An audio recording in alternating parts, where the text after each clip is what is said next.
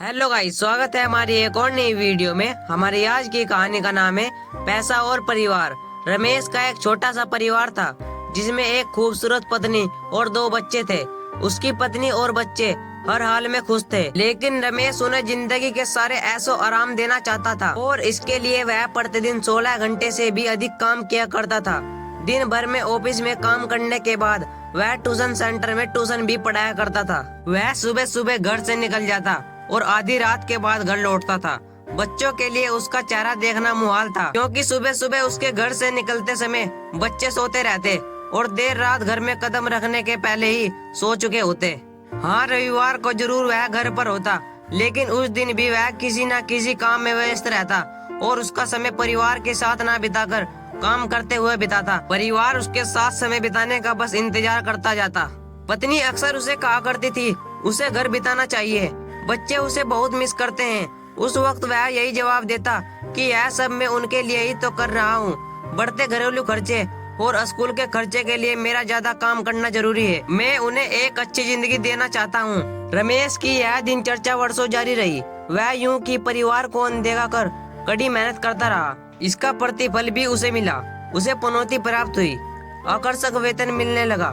परिवार अब बड़े घर में रहने लगा। खाने पीने और अन्य सुविधाओं की उन्हें कोई कमी न रह गई। लेकिन रमेश का यूं ही काम करना जारी रहा।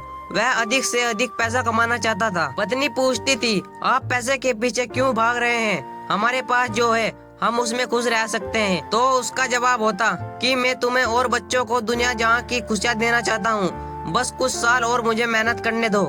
पत्नी चुप हो जाती। 2 साल और बीते। इन 2 सालों में रमेश बड़ी मुश्किल से अपने परिवार के साथ समय बिता पाया। बच्चे अपने पिता को देखने, उससे बात करने को तरस गए।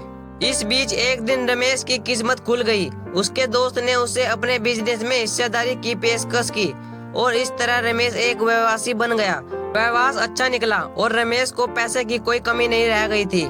उसका परिवार अब शहर के सबसे अमीर परिवारों में से एक था। उनके पास सभी सुख सुविधा और विलासिता थी, लेकिन अपने बच्चों से मिलने का समय उनके पास अब भी नहीं था।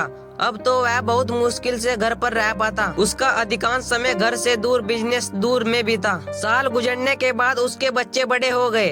अब वे किशोर अवस्था में पहुंच गए थे।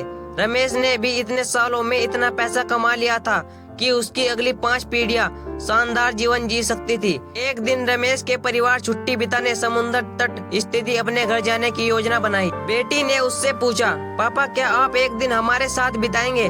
रमेश ने जवाब दिया, कल तुम लोग जाओ, मैं कुछ काम निपटा कर 2 दिन में वहाँ पहुँचता हूँ। उसके बाद का मेरा पूरा समय तुम लोगों का है। पूरा परिवार बहुत खुश हो गया। रमेश का परिवार समुद्र तट पर स्थित अपने घर पर चले गए। 2 दिन बाद रमेश वहाँ पहुँचा, लेकिन उस दिन वहाँ उसके साथ बिताने कोई नहीं था। दुर्भाग्य से वे सभी उस दिन आई सुनामी में बह गए थे। रमेश अपनी पत्नी और बच्चों को कभी नहीं देख सकता था। करोड़ों की संपत्ति होने के बाद भी वह उनके साथ का एक पल भी नहीं खरीद सकता है। वह पछताने लगा। पत्नी के कई शब्द उसे याद आने लगे, आप पैसों के पीछे क्यों भाग रहे हैं? हमारे पास जो है हम उसी में खुश रह सकते हैं। इस कहानी से सीख, पैसा सब कुछ नहीं खरीद सकता। तो दोस्तों, आपको यह कहानी कैसी लगी हमें कमेंट करके जरूर बताएं।